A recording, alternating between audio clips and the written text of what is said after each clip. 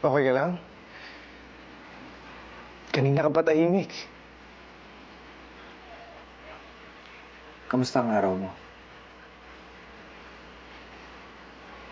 Okay lang.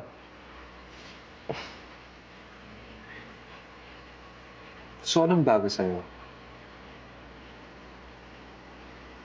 Wala naman. Same.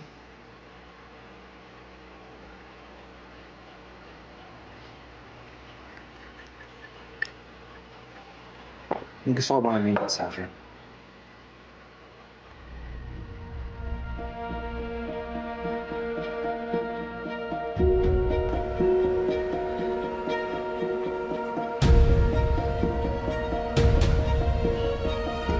Paano mo nalaman? You mean, Paano mo nalaman na may surprise ako sa'yo? I got us 2 tickets to Siargao for the long weekend.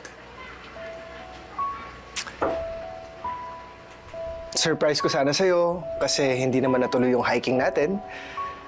Pero wala na. The secret's out and wala na yung surprise ko.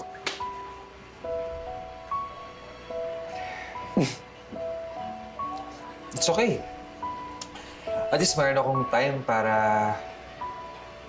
magpalitan siya. Hindi mo naman kailangan.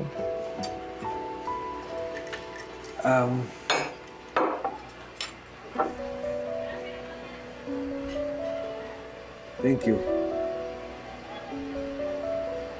Thank you. Magkano ang utang ko sa'yo for the tickets? Wala yun. Huwag mo na isipin, okay? I got you. Pero ikaw na lang siguro mag-book ng rooms. Kasi hindi pa ako nakabook eh. Yeah?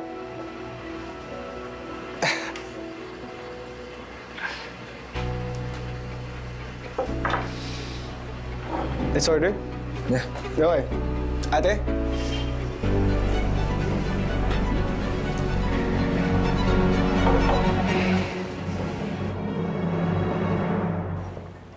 Bakla, baka naman nagjo-joke lang si Daddy V.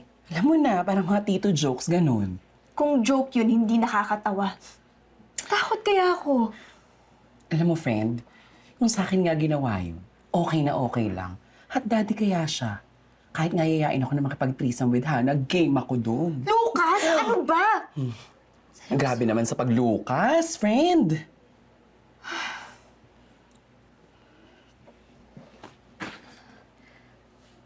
Dapat ko bang sabihin kay Hannah?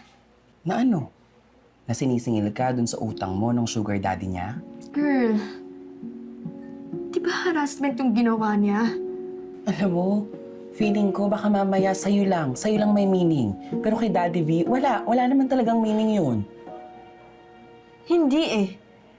Hindi ako komportable.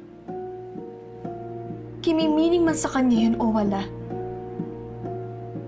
Valid yung feeling ko na na-violate ako. Hindi ko to pwedeng deadmahin lang.